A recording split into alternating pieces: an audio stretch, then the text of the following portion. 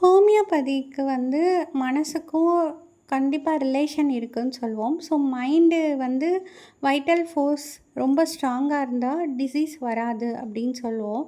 So உங்களுக்கு ஈஸியா explain பண்ற மாரி சொன்னா, டைனாமிக் ஆக்ஷன், டைனாமிக் ஃபோர்ஸ்ன்னு வச்சுக்கோங்க. பவர். அதாவது இப்ப வந்து நம்மளோட எர்த்த வந்து மூன் வந்து சுத்திக்கிட்டே இருக்கு. அது வந்து ஒரு கிராவிடேஷனல் ஃபோர்ஸால சுத்துனாலுமே, அத நம்ம கண்ணால பார்க்க முடியாது. That is dynamic in nature. அதே மாரி இப்ப நம்ம கடவுள காட்டுங்கன்னு சொன்னா காட்ட முடியாது. It's a dynamic power. அது மாரி தான் நம்ம உடம்புல என்னதான் ஆர்கன்ஸ் ஃபங்ஷன்ஸ் ஆயிட்டிருக்கு, பிரெயின், ஹார்ட் இருந்தாலும் ஒரு டைனமிக் பவர் இருக்கு.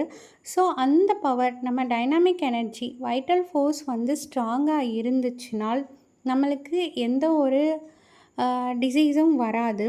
நம்மளோட வைட்டல் ஃபோர்ஸ், டைனமிக் ஃபோர்ஸ் வந்து டீஅரேஞ்ச் ஆக இருக்கும்போது, நம்மளுக்கு வந்து நோய் வரதான் செய்யும். அதுதான் ஹோமியோபதியோட கான்செப்ட்.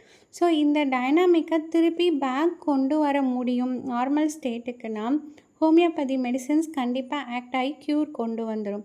சப்போஸ் இது வந்து டைனாமிக் ஆக்ஷன பேக் கொண்டு வர முடியாதுன்னா, கண்டிப்பா நம்ம வந்து அலோபதி சப்போர்ட் மெடிசின்ஸ வந்து பாலியேட்டிவ் மெத்தட்ஸ் வந்து போய் தான் ஆகணும் அப்படின்னு மென்ஷன் பண்ணியிருப்பாங்க.